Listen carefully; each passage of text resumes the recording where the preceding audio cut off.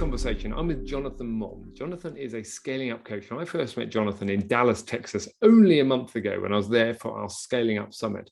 The one thing I learned about Jonathan is he's an accountant with a difference. He brings cash flow to life. He brings a story to life using a product called Cash Flow Story and the Power of One. Some of the things he taught me are things I should have known 20 years ago, but I didn't.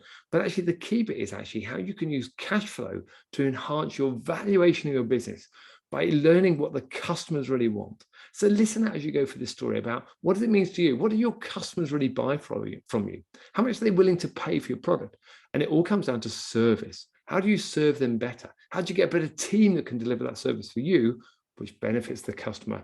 Actually, there's lots of things you can do. And this is where Jonathan talks about the levers you can pull in your business. So listen out, hear what you hear, do what you do, and come back to me if you have comments or questions, because I'd love to get Jonathan back on this podcast again to answer questions specifically about cash flow and how you can make your money work harder so you can use your cash to grow your business long term.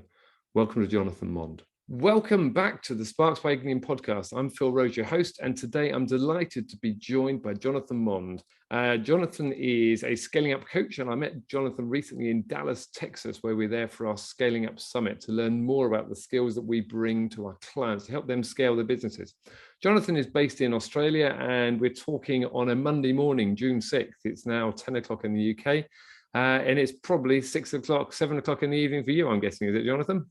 Yeah, it is, Phil. Thank you for having me. It's 7 o'clock here. It's winter, of course. You guys are in summer. We are indeed. We are. We actually don't mind that every 4 years. We love it to hop on the couch at night and watch the Ashes and watch us guys. But no, that's correct. It's winter here, 7 o'clock at night, very dark.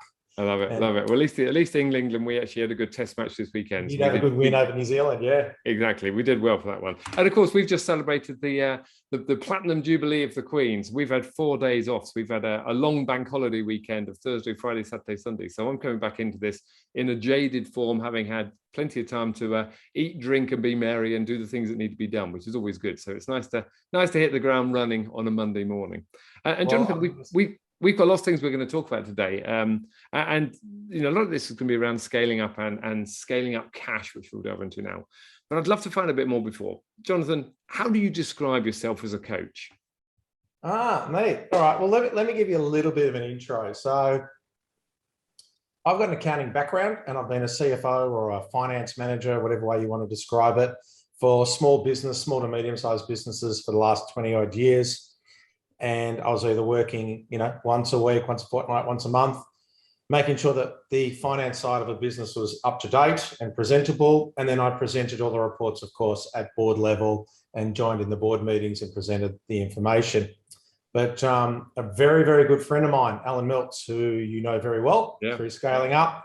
I've known Alan for 20 odd years, said to me, Jonathan, you're doing a great job, because I've done some work with him, but you can go to the next level. And I said, what do you mean? He said, well, do you want to present the data, or do you want to actually present the data and give the solutions on how to fix it?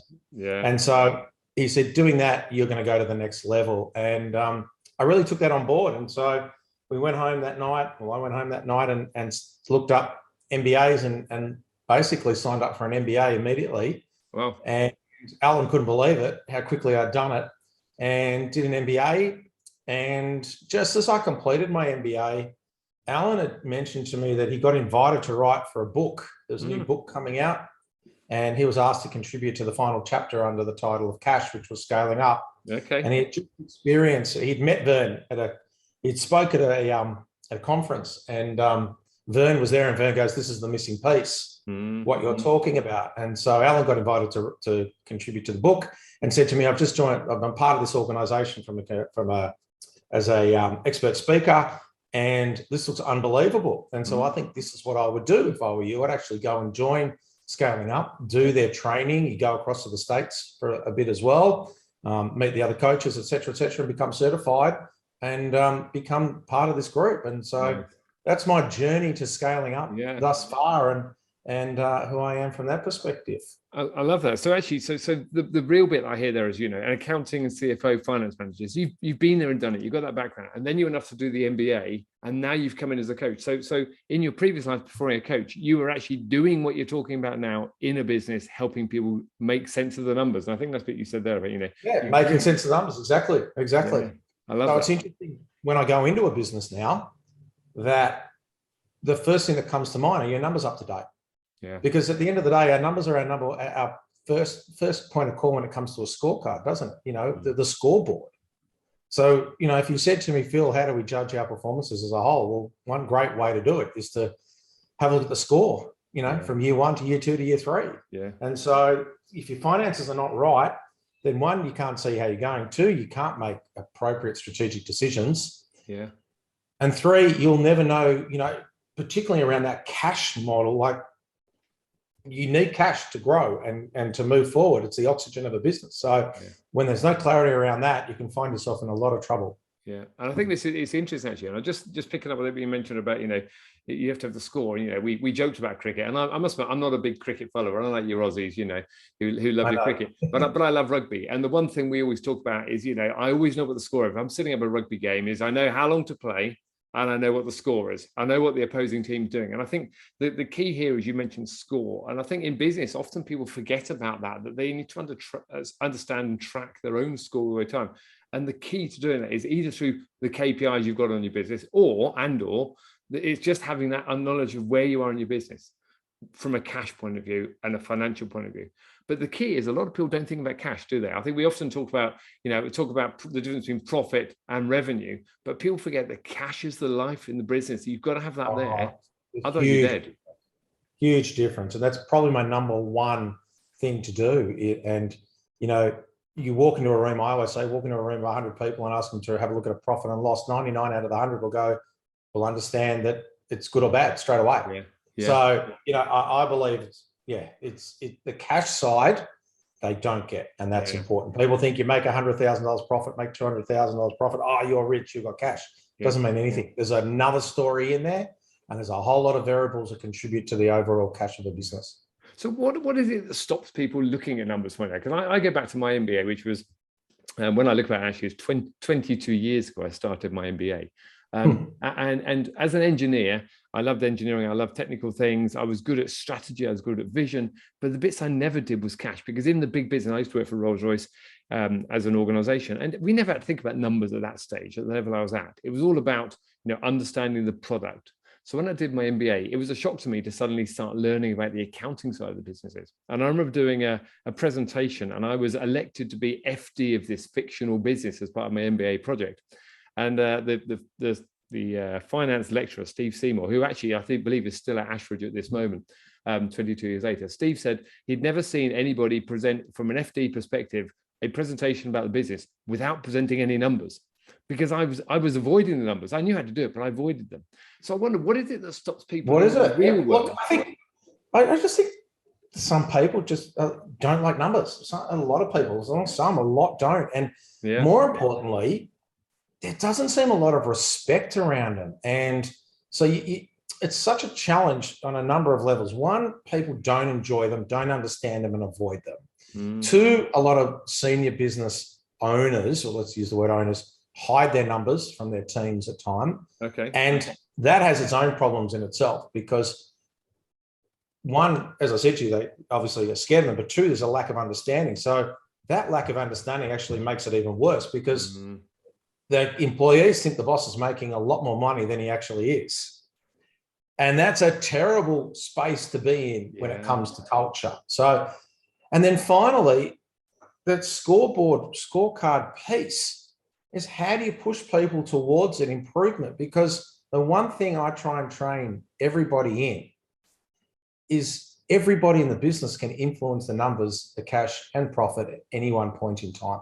Okay. And it's a big piece. And it's a part of that is also cash flow story, which we'll talk about probably a bit later. But it's so important that everyone understands the impact they have on the business, and everyone does. Yeah. And when I sit them down and explain it, they go, oh, wow, I didn't realize. And so I can give you a great example. I was asked to do a presentation to a company recently, and the two owners, the father and the son, were in there. And as I went through the report, and cash flow story is a real health report as well. It's like going to the doctor and getting a health report on how you're going. And he stopped me halfway through and said, "No, you've got to bring everyone in. This is so powerful. Okay. This is everything that's wrong with my business is what you're showing me. Everything's right when it comes to selling and making products and putting it out there. But why is there no money in the bank?" And typical. It was the breakthrough moment for him that said, "I need the whole team in here to understand the key KPIs that are driving the cash of the business." Yeah. So just go back a bit, you mentioned, you said that everyone needs to understand how they influence the numbers, because I think that links to it as well. So how do you get people to recognize where they and how they interact with the numbers? Because, if I'm out selling something, I can see that straight away. I can sell it. I can sell something for X dollars and get the revenue back in. As a coach, I can go out and sell my services to people. But if you're in another business, say a manufacturing business, we can say, okay, every widget we sell is selling for a certain number of pounds or dollars, whatever you're selling in. But how do you get people to recognize that they have an influence on the numbers? Okay. And it's really simple. It's called financial excellence. Okay. Tell me more. What I do, and all coaches in scaling up, and remember, Cash Flow Story is a software piece that's available exclusively to SU coaches, to scaling up coaches. Yeah. And it's a huge differential in our space. To be able to walk in and teach financial excellence to our clients makes such a big difference. And so you're probably thinking, what's financial excellence? Yeah. So in a traditional business, we have what we call a three-way reporting. We've got our profit and loss, our balance sheet, and we've got our cash flow. And that gives us a bit of a look of what the company looks like.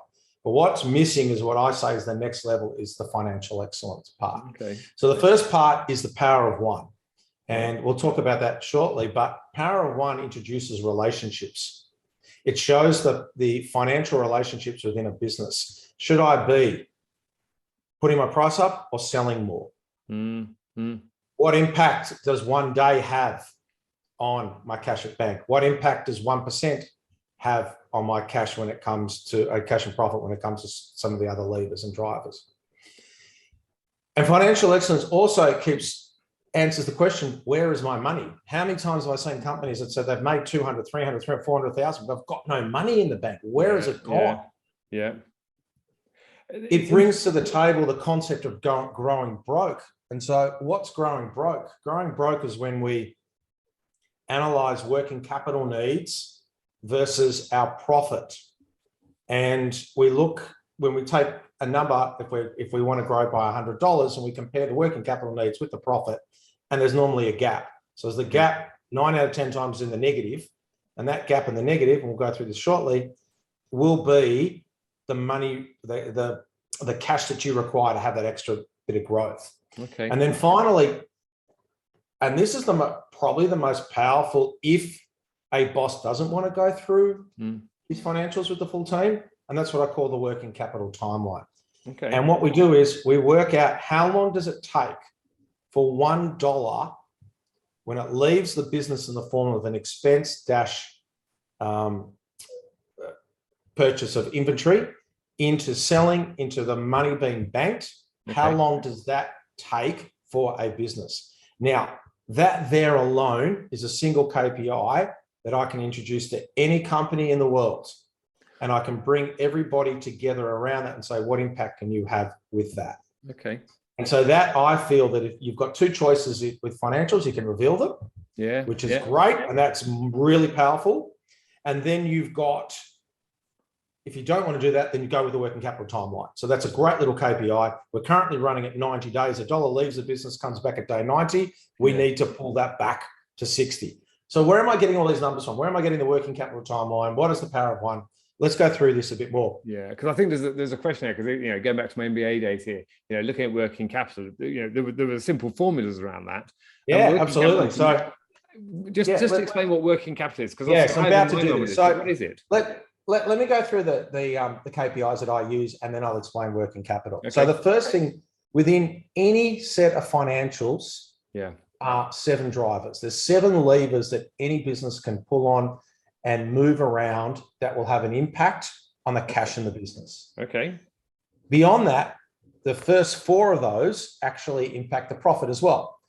And we measure those in percentages. So let's start with, I can influence my price, I can influence my volume, I can influence the cost of goods sold, and I can influence the expenses within a business. And in influence, I can say, let's increase price by 1%, or let's increase volume by 1%. Let's decrease cost of goods sold. Let's decrease or increase expenses. And with that, using cash flow story, which I've mentioned, that will tell me the impact of one of those, that 1% movement on cash and profit at any one point in time.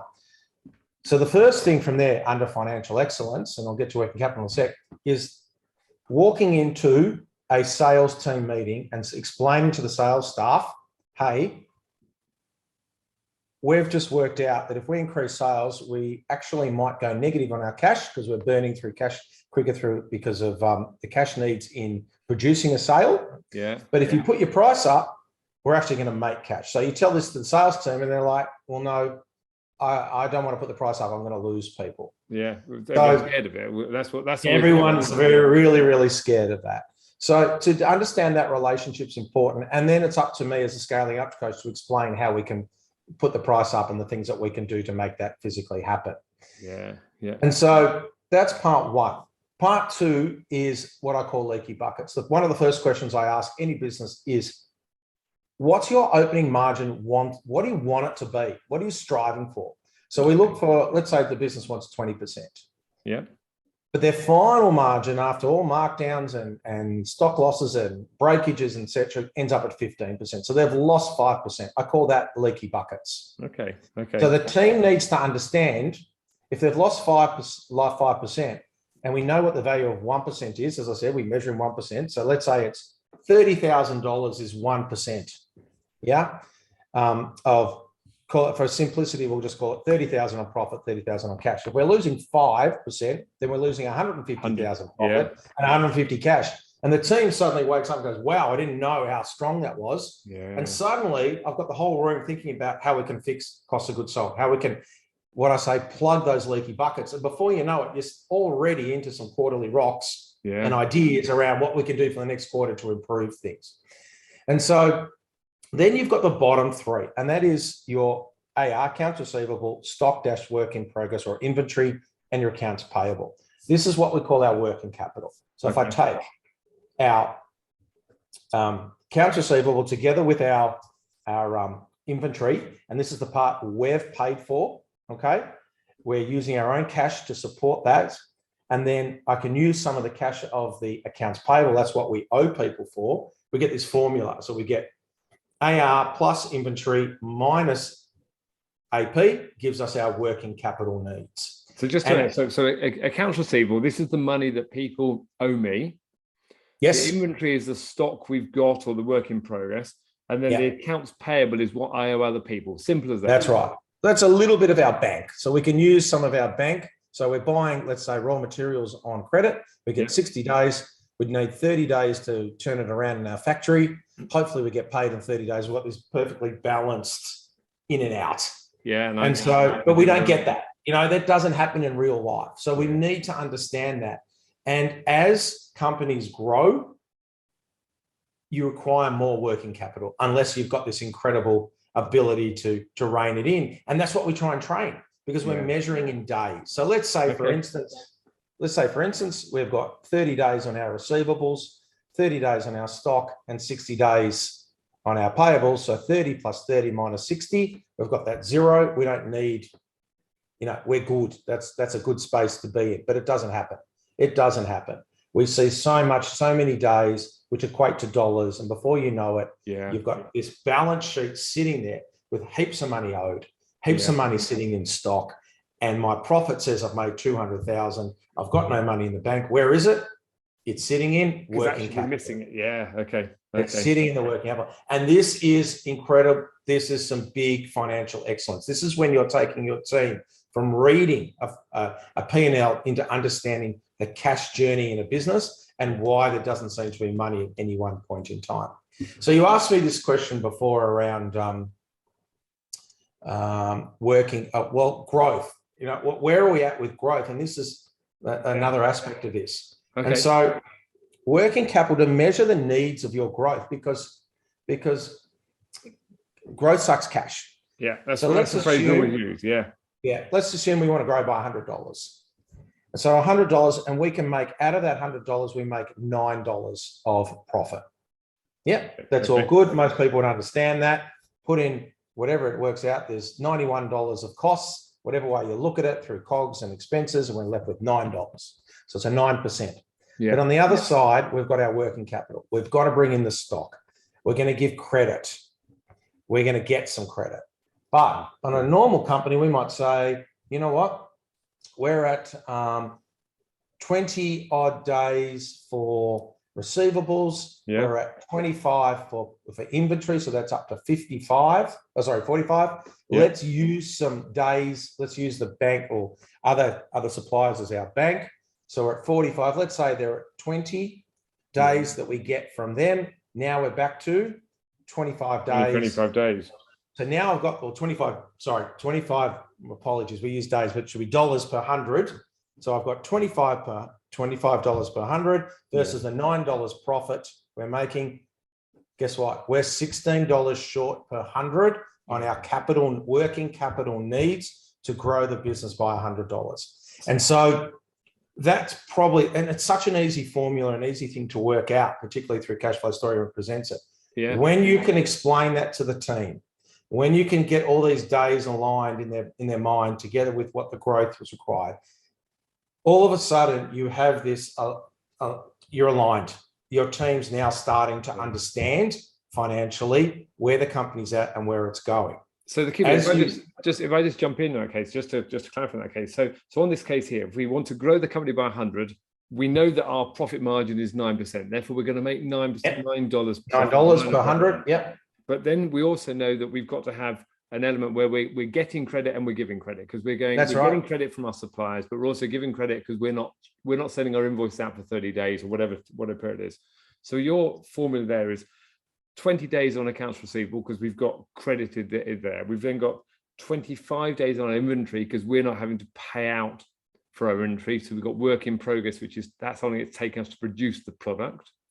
We're then taking off the accounts payable, which is where we are owing people money. We're allowing us 20 days credit, which leaves us 25. So 20 plus 25 minus 20 gives us 25. Oh. You said something there that you said $25 per 100. Because that's right. To produce $100 worth of goods, it's costing us $25. $100 worth of sales, not goods, sales. Okay. So we've got sales on one side, we've got the profit, we've got the working capital needs. So what we're now comparing is profit versus cash. Yeah. So now we know we need $25 of cash for every 100. We're only making $9 profit. I got it. Okay. The gap of $16 per 100 is the funding we require. From a simple arithmetic perspective, we want to grow by $1 million. Let's make sure we've got $160,000 of cash available. Right. Okay. So that's the bit I think which is key, because this is when we talk about growth sucking cash, because actually if you haven't got that 160, your business is not going to be able to grow, and therefore you're going to grow broke. Well, you might grow. Before you know it, you might run out of money at the same time. Yeah. Okay. And so this is where someone says, but you were profitable, you were making money, but you didn't understand the cash needs of your business. Yeah. Okay. And you know, I was called up. I presented at our summit in Dallas, where I got up and spoke about this and said, I had a client that I went in. I did a full review, and we discovered that their working capital needs were way beyond their profit. Yeah. Okay. And so what did we do to fix it? We basically said no growth for the quarter. Okay. We set the rocks around improving. Remember, we measure in days. So we started saying, let's start improving the days. So, which is ultimately our cycle from dollar in, dollar out, our timeline cycle. We need to improve that. Yeah. And what we discovered in that session was, one, there was no reason for this to happen, this day's blowout. And it happened because invoices weren't done properly. So people at the other end didn't know how to process them on their system, so they weren't getting paid. Yeah. Too much stock was being held.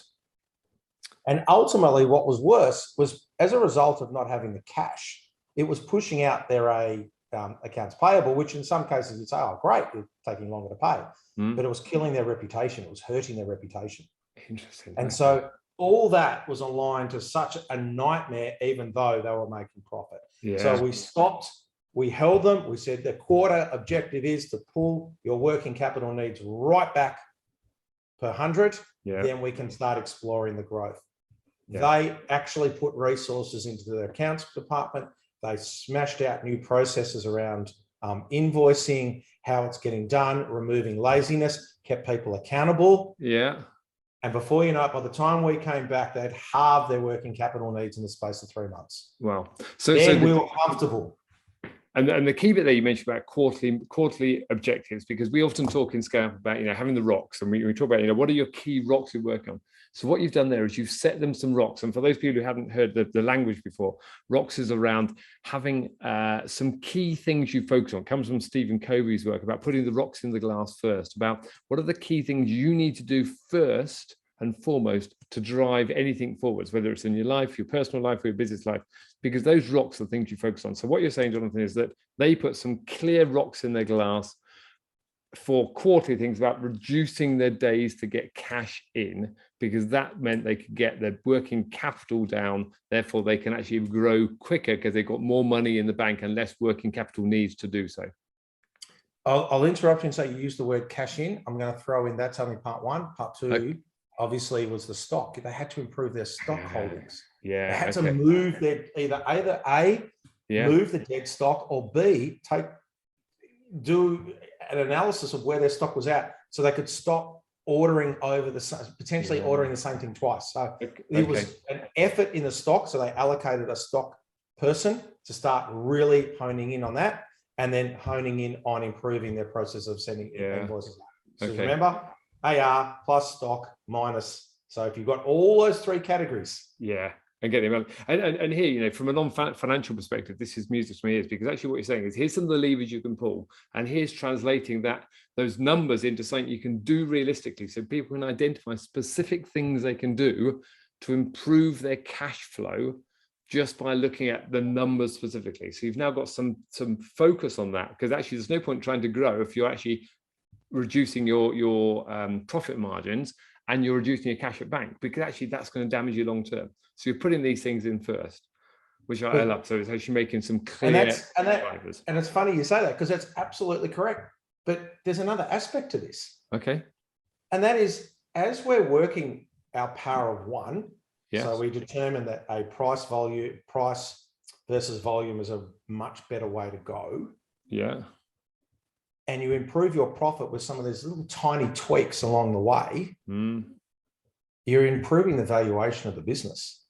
So from a business owner's perspective, let's explore that a little bit more. So, and this is what I think I bring to a company through all this, through cash flow analysis and the power of one and financial excellence. Yeah. I actually think someone says, well, what do you do, Jonathan? I actually help companies grow their valuation. Yeah. Okay. So let's say, let's do some basic numbers. The company's making $1 million profit. We're going to go on 3 times to get a valuation. Let's go on 3 times profit, which is $3 million. So we're sitting on $3 million as the valuation of the company. Let's say I come in, I hold a session with the team. We go through the power of one. We understand the levers that drive the financials. We also understand the levers that drive profit. We've spoken about cash. Let's talk about profit. And suddenly I found that if I improve my prices by 2%, fictitiously make up some number here, that profit goes up by $150,000. Okay. And bearing in mind, let's fix some of the leaky buckets. So that profit went up again by another 50. We've got $200,000 worth of additional profits. Yeah.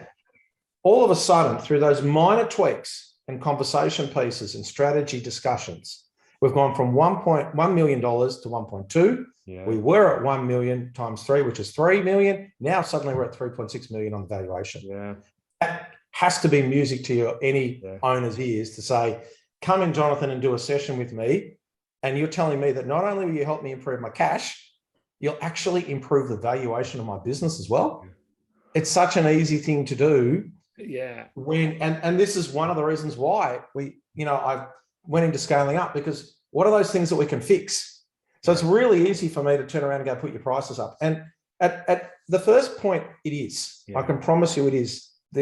Particularly in this environment at the moment, you should be able to put up 1 or 2%. It shouldn't be a drama. But how do you go the long term? And this is what SU coaches bring to the table. Okay. And we obviously work through the 3 decisions, but my biggest absolute impact is in the strategy side. If you recall, if you know, strategy is top line. That's our sales. That's how we describe it. How are we going to improve our sales, or how are we going to, and we can do it through the price. So let's improve our price, but we're only going to aim for 10%. Okay. How do we do that? And that is a session on its own where we go into a massive deep dive into the customer. Yeah. Okay. This is the key bit, isn't it? This is the key. So Phil, I'm just trying to think. I'm not 100% familiar with your cars, but have you got Opel and you've got Opel? No, we've still got Vauxhall over here. All right, Vauxhall and Mercedes. Yeah. So Vauxhall, you could buy a Vauxhall car, and I'm pulling some numbers here, £20,000, and a Mercedes at £40,000. Okay. Yeah. Why is someone paying an additional £20,000? Why? They're just going from home to work, back to home, or home to a couple of clients, drive around, come home. Why are they paying that? Yeah. And they do. There's something going on in their head that says, I want to drive a Mercedes. I have an emotional attachment. Yeah. What we do and what I strive for is to find the emotional attachment. And this is far beyond the product or service that you're selling. You've got to understand as a company why someone will come to you and pay more for your service or product ahead of someone else. Yeah. So that, for me, is the big strategy piece that we've got to get into, understand, and work. So once we understand that. And there's a bit here, isn't it? Because I think this is the key bit, isn't it? Because as you say, we always thought it's strategy, execution, people, and cash. So what we're saying is we start off looking at the cash. We say, okay, this is what we can drive. This is the outcome of all this work. And it's the outcome, because if you get the strategy right up front, you understand lots of things about what your purpose is and what your values are. But the key bit is, where do you focus your market? Who are your core customers? And the bit you're saying there is, what do your customers want? Because taking your Vauxhall versus Mercedes customers, I work with the luxury car, sports car brand at the moment. It's one of my key clients. And I look at the pulling power of that brand. It's an aspirational brand that the average age of their customers in the past was a 55-year-old, and it was a 55-year-old man. But actually what they found is they found there's a lot more people, younger people, and a lot more women want to drive these cars because they want to be seen in those cars as well. It's a German engineering piece that people love. But the key there is that aspiration, that emotional attachment, because people want to be sitting behind the wheel of their car saying, I'm a driver of this model versus this model. And I think that's the key bit. It's this realization of why people buy something in the first place. And that's the bit we've got to dive into. It's the emotional side. So yours is aspirational. There are many other reasons why someone, it's convenience, reliability. Yeah. There's a number of reasons why. And what you need to do is understand. And when you do understand, funny enough, all of a sudden your product literally becomes a little bit secondary. Yeah. It's what you're doing for the customer that makes all the difference. I've seen companies that sell products that ultimately become transport or logistics companies. Why? Because it absolutely understood the client so well that it's all about getting something on time. So their energy is, the product's the easy part. We've got to get it to them before 11 o'clock the next day. How are we going to develop that process?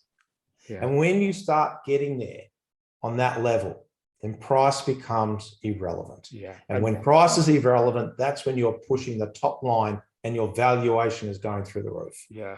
I love that. So what we've done, we've come full circle, isn't it? Because we said about improving valuation. We talked about the cash flow elements, and your simple formula is, if I can increase your price by 2%, and let's just say that brings your profit up to 1.2 million, which gives you a valuation of 3.6.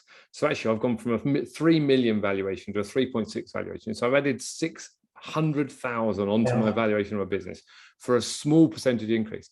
But the key bit is what you're saying there is one element is understanding what the customer's buying in the first place, because then you can understand their propensity to want to buy your product in the first place. You've got to do that work. Find out what do they want from you. Why do they want this product over that product? Oh, spot on. And there's a great book out there, one of my favorite, Delivering Happiness, by the story of Zappos. Okay. I don't know. And Zappos is an online shoe store in the United States. Anyone can open a shoe store. It's not that hard. Yeah. And you can do it. Open a website, have some stock, off you go. But the guy that started or bought into it, I should say, Tony Shea, Yeah. he knew that. He said, anyone can beat it. So what's my competitive advantage? What am I going to do that separates me from every other shoe store in America, or online shoe? It could be a shoe store. He could probably was competing against shoe stores as well by that stage. And so he took this business from 0 to 1.08 billion in 8 years. Wow. And what he did was he realized it was about customer service. It was about delivery before I could order something at 8 o'clock in the morning, 9 o'clock in the morning, because I've got to go to a dinner or a ball or something that night. Yeah. I want them at my desk at work by 5. Wow. Yeah. And so he went on this path. It's all about customer service. So when you think about that, we've got the people and culture you've got to develop. You've got to develop the execution side, which is the logistics. It's not about shoes anymore. It becomes a logistics. You need to have, I mentioned people and culture, you need to have the right people on the telephone listening to either the complaints or the needs of the customer and taking it seriously. And Tony in the book talks about some very funny customer service stories, which I don't need to go into today, but it emphasized the style and type of person that he employed, which again goes into what sort of interview questions did he go through? What was the process of bringing them on? The induction, everything. He built this system around the customer needs. Yeah. And he knew that if he could separate himself, whatever it was, in the case customer service, then he would excel and go forward. Hence how he got his $1 billion valuation. And the price of the shoes were insignificant in the end. Yeah. Because actually people wanted that product and they wanted that service. They wanted it. To get that product. I don't have time. Yeah, I don't have time to run off to Foot Locker and grab those new sneakers for tonight's big one. You know, get it to my desk by 5. I'll pay you another $20. Just make it happen for me. And I think there's a big story in that, isn't it? It's that emotional stuff because people now you're tapping into it. So it comes back to that difference between the Opel and the Mercedes. People want to buy the Mercedes for some reason. They might still want to buy the Opel because it just gets them A to B. That's all they need their car for. But it's understanding what the job is of the product that people are paying for. And that's, I think, the big piece there. So we've gone from this cash flow, we've got the strategy now, and actually a bit mapping out a journey as to why companies actually need to talk about these things. Because most people just think I'm selling a product and they don't think of all the implications of selling that product until it's too late because they're trying to grow and they haven't got the cash to do it. So there's a nice thing there. So I just want to circle back. Actually, you talked about the 7 levers, and you talked earlier about price, volume, cost of goods sold, and expenses. So we can understand that because that's the thing that impacts your profit. So we can increase price. That might have an impact on volume because people might not want to buy the product at that price. So I'm always laughing about this now. You know, all of us who have subscribed to Netflix or Disney Plus or Amazon Prime over the last few years, everyone will have noticed their bills will have gone up over the last few months because actually they did an amazing job. They slowly brought the price up, and I don't know in fact, I actually don't know what I pay for Netflix anymore. The price has gone up. I need to get back and check, and I don't know what I'm paying for I know my Amazon. I don't know what I'm paying for any of them. No, we don't. I just don't pay for them. Yeah, and some people will analyze the bills and will have dropped off, but they know that for every percentage increase, they're keeping customers, but actually they're also making more money on it. And they're relying on customers like me who aren't checking the bill on a regular basis. Now, here's the rub, though. There's a lot of talk about austerity measures coming in the UK. We've got potential for recession. Now, my view is you can talk yourself into a recession. You can talk yourself out of a recession. So let's not go there at the moment. But for a lot of people, they're just seeing the bottom line. Hey, it's going to cost me more for my Netflix.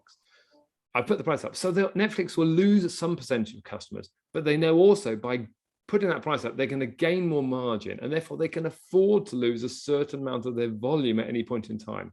And that's the key that I want to come to, because they don't worry so much about how many they lose. They will get to a point where they put the price up too much and they lose too many customers. But actually, often we need to test the market and see what the market is willing to take. And I think that's the bit that I'm seeing at the moment. At the moment, I'm willing to take that increase in Netflix. It keeps me and my family happy. Job done. Well, I'll go one step further. You're talking about a price increase, but you haven't sort of put it into any perspective.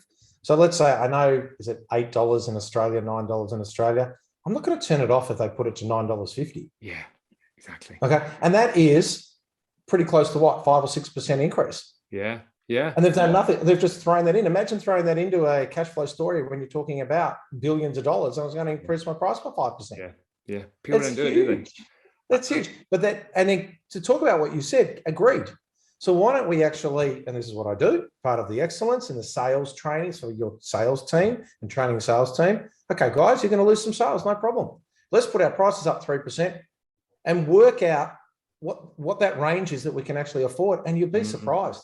A 1% a dip in sales or volume because you put your price increase up actually doesn't, and most of the time it doesn't really happen, but we can afford it. Yeah. We can afford it. And let me give you a little byproduct. And this is something I actually ran back to the guys at Cashflow Story and asked them, and I said, we've never looked at it this way, but you might be right. Imagine putting your price up, but your volume sort of decreases. So everything's sort of holding at the top line.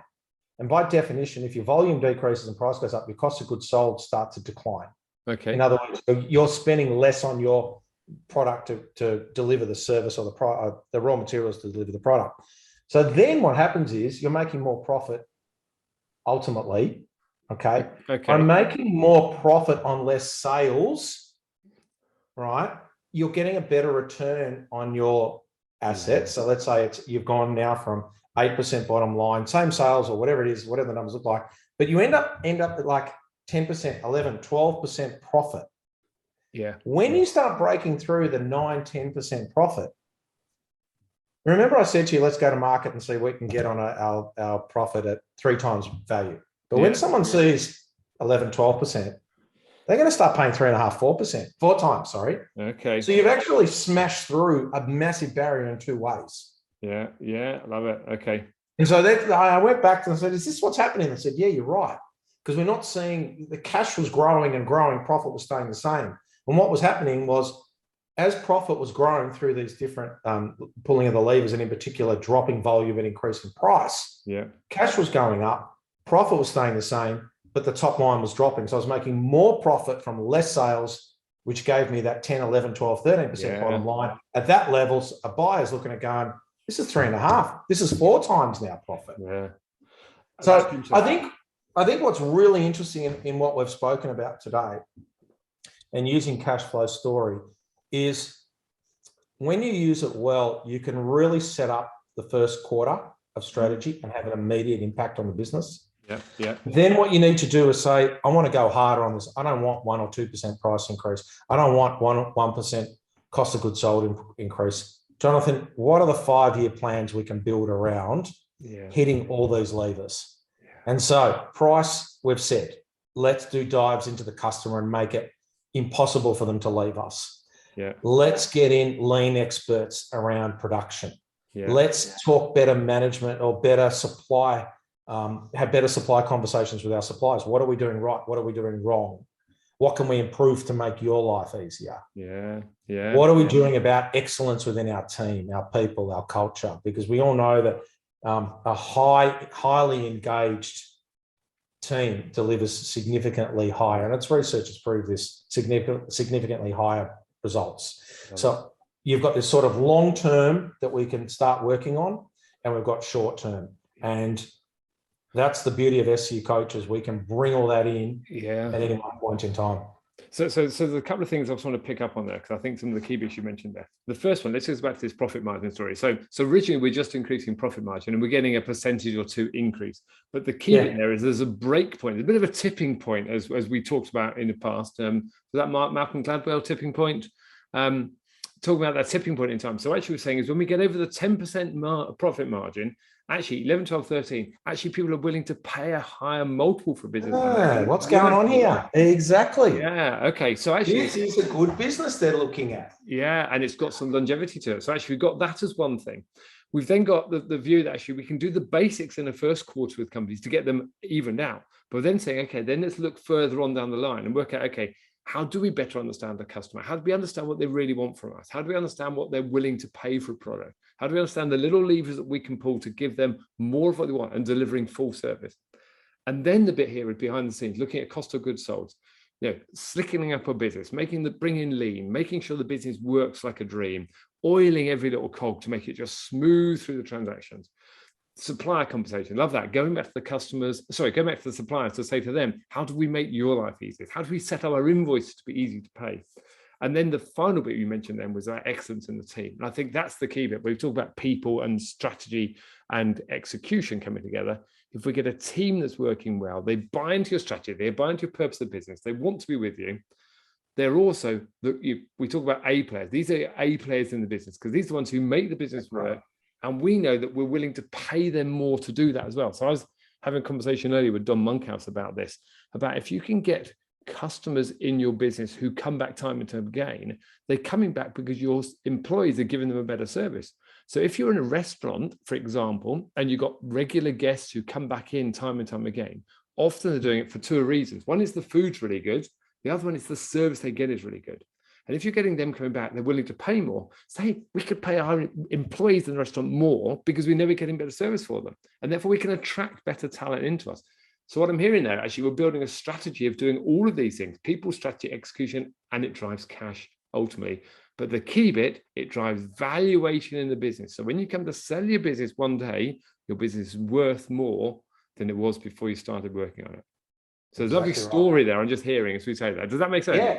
Yeah, you couldn't have said it any better. And so I think I'd love to finish off by saying, how does it physically work? Well, you get your numbers, you throw them into cash flow story. Yeah. A report comes out, a bit of a health check. It comes out with the power of one. It's got a report around sustainability, that profit versus working capital needs. And then you sit in the room and you go, right, what do we want to strive for on the quarter? Yeah. Okay. And then what I haven't mentioned is as coaches, we use an exercise called the PACE, which is our process accountability chart. Yeah, of course. Yeah. What I like to do, that I love this exercise at this point, and I don't use the worksheet that most coaches use. I use sticky notes, and I pretty much start with marketing, because whether you like it or not, someone's doing some form of marketing in a business to arrange a sale, to have a sale come in. Whether it's a sign on the wall, whether it's someone knocking on a door and ringing up saying, "Can I have an appointment with you?" There is some marketing. Yeah. So we follow the money trail: marketing into sales, into handing over to production or service, deliver the product, into account or into the accounts department, then into handover. All those. So they're all the little things. Then I say, right, who's in marketing? Yeah. Normally, if it's a smaller company, bigger company might have a marketing seat. A smaller company just might have 2 or 3 salesmen that go out and knock on doors. Yeah. So we say, all right, you're in marketing, you're in marketing, great. And by the way, because you're in sales, let's join together. You can influence what? You can influence price. Yeah. You can influence volume. Okay. They're the two that I want you to understand in this company. Then we get across to the guys in production, the delivery side of the product or service. Right. You can influence cost of goods sold. Yeah. Yeah. And as you're going through this, you're writing down the physical numbers that it equates to. So if it's 100,000 cash per 1% or 100,000 profit 1%, we're writing that down under the sticky note of the actual one, the owner of that seat, or that step in the process, I should say, together with the process itself. So you've got 3 sticky notes now lined up. Yeah. Then you get across to the delivery, and then you get across to the accounts person. And I like to have a bit of a review. That's our meetings on Monday morning, whatever that looks like. Could be a project review or a sales meeting to go through stuff, all of that. We line it all up. Yeah. Then what we say is, guys, we want to hit this 1% improvement this quarter. How can we do it? Yeah. And suddenly you go through again, marketing. Well, you know what? We're not hitting, not knocking on the right doors, or we're not doing this properly. We're not getting enough qualified leads. Sales, are you doing enough phone calls? Are you doing enough of this? Production, how are you going in your cost of goods sold that we're going to focus on? I need you to find 1% leaky bucket this month. What is it? You know what? Our CRM's not up to scratch. Our software management's not great. Can you get a lean expert in? At least give us an intro into it. We might pick up 1 or 2 little things straight away. We might go for a long-term project, but for this quarter, let's have a chat to them and see what they recommend. And we're now plugging in little bits and pieces to attack the first quarter. Accounts, you're way out with your accounts receivable. Why? What's going on? Well, you know what? Joe left, and I found it difficult. Right. Okay. What do you need? Let's get a junior in to help you, or maybe we can get a graduate in from some accounting school. And then, how's our meetings going afterwards? What I call a bit of the review. How are they going? What are we learning from the week that we can bring back to the start and start doing things better and better?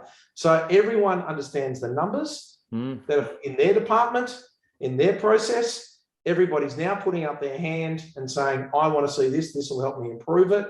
And before you know it, and Phil, you know this as well as everyone, one of the key elements to holding and bringing an A player to the table is a seat at the table, at the strategy table. You all of a sudden are building your team as well. You're getting 8 or 9 people in the room going, this is what I think we can do to fix it. And making sure that the facilitator, normally myself, of course, is emphasizing that nobody is wrong. We're just going to put them in the order that's more important. That's all. Yeah, love and it. Before you know it, you've got this team that's buzzing. It's listened to. It's heard. They've got their hand up. They're allowed to talk. No one's knocking them. They're giving them the chance to be who they want to be. And what a great team you're starting to put together. I love that. And so, you know, that pace, you can see how that comes alive. So process accountability. People get clear on their process. They get clear on who their owner is. They get clear on the number. And then you delve into, okay, what needs to be done in each of those areas. And they go away with we come back to that word rocks again, come back to that rock for their quarter, work on it.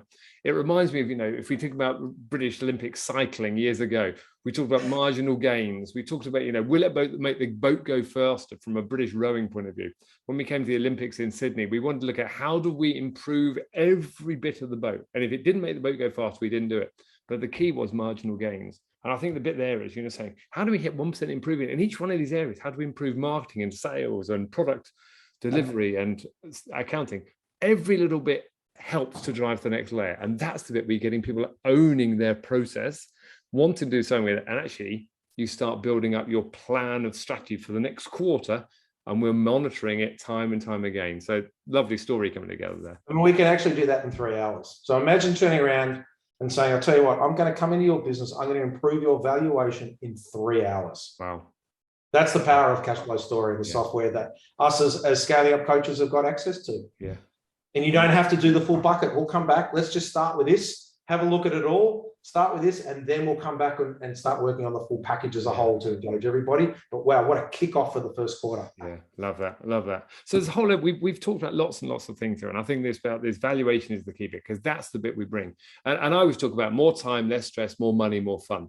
But actually the more money is key, but actually you're going to make your business less stressful. It's going to be more fun to work in it. You're going to have more fun to do other things, and you make more money as a long-term product from that. But just think what you could do all that time when you created in your business that's now working. You could choose to go off and play golf for a weekend if you're a business owner, or you could choose to invest that back in the business. But it's a choice you have to make on your own if you choose to. That's the key. Yeah, and I think it goes hand in hand. I'd be surprised if you didn't get more time if you're improving evaluation, because to improve evaluation, you've got to implement best practices. Yeah. And be implementing best practices, the result will be, it has to be more time somewhere. The business, it's a more fun place. People want to work with you, and you can attract them. Exactly right. From it. So I love that. Right. So look, we're going to wrap up in a second. I've got one question here. I always ask this question here to people when I come on the podcast, and the question is, what advice would you give to the younger Jonathan before he's starting out in his career or in his business? What's the bit of advice you would say, hey, this is what you need to think about, mate, to make your life in the future easier? What would it be?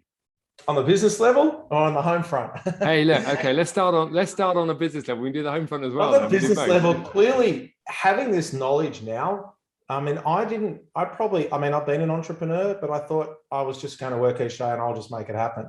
Yeah. What I've learned is you can never learn enough. You can never read enough. You can never listen to enough podcasts. You can never listen to enough audio books, and learn. Yeah. Scaling Up has taught me that there are hundreds of books out there that are great. You know, I've mentioned Zappos at Delivering Happiness. You know, that's one of my new favorites. So, you know, imagine 20 years ago if I knew that differential activities can be in the form of, can be all around something that's got nothing to do with your product or your service. And I think education is the key. I would, please come and challenge me if you think I'm wrong. The cash flow story and financial excellence would be what? 1, 2, 3, 4% if we're lucky in businesses around the world. This is next level. This is top level. This is the stuff that I'd want to know 20 years ago about the relationships, the leaky buckets, and then incorporating that into a team environment and getting the best out of your team through that process chart in 3 hours, what we can do. Yeah. And so learning about people, I think people is, you know, I like to say a good culture and a good culture and a good group of people will lead strategy for breakfast. Yeah. And I've read a few books lately that are saying the history of some companies where the new owners came in and they just said, we're not doing anything in the strategy page until we know we've got the right people. Yeah. Because the right people drive good strategy and they create good strategy. So people is an integral part of running a business in my mind. I love that. I love that. So actually the key bit there is actually learn more early on and actually understand relationships. And then I think also on a home front, just enjoy. You've got to learn to let go, don't you? Yeah. You do learn to, and I remember times when, and it took me a long time to do this, but I remember the times when I wouldn't let go and I'd come home. And then I realized one day that I was unfair to my kids. I got three young kids at the time, and all I want is dad. They don't understand what's going on at work and the pressures and how I'm paying the home loan and paying the electricity tonight. And they just want dad. So I think I would have loved to have gone back and told myself, and I did work it out, which was great news. Yeah. But when I'm driving home from work, that was a time that I needed to tell myself to be a dad. Stop being an entrepreneur and be a dad. Yeah. Be a father, be a family member, and enjoy their time, because that goes so quickly. So, and that's a lot of advice I give to people. Yeah. And the final piece, which merges it all together beautifully, and Vern talks about this a lot, I'm absolutely convinced that you do your best work after 50. So don't be afraid to learn, live, and hit a point where you go, okay, I think I've got enough now to even move forward, even if I'm 50. And you think, oh, wow, life's starting to pass me by. But no, you do your best work then. I love that. And I love that. And as someone who's turned 51 last year, I actually think, yeah, we get better and better and better as we go on. So actually learn and live and do best work after 50. That's a great one. And that key about family, at the end of the day, when we talk about a one-page personal plan, actually, I put personal family first. In fact, I put fitness first, because I believe if I can be fit and healthy, I can support my family better. But they go very closely hand in hand, because I believe families first. Business comes third in my world, because actually you've got to be fit, you've got to be healthy, and you've got to have a family around you, because that's my world on it. So I love what you're saying there. Jonathan, it's been great talking to you. I think we've had a great story here, and I love it, because actually we were telling the story of cash. We were looking at how it goes through a business.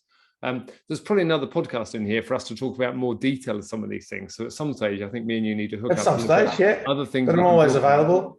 Yeah, that'd be great. But you know what we say down here in Australia, that we're going to play you in sport. We'll punch you, we'll hit you, we'll kick you, we'll spit on you. But I promise you, we'll book the taxi to go and have a beer with you. So love working with you guys. I love that. I love that. That's been great. Thank you. And enjoy the rest of your evening. Go and see your family. And I look forward to hooking up soon to carry on this conversation. Jonathan Mond, thank you.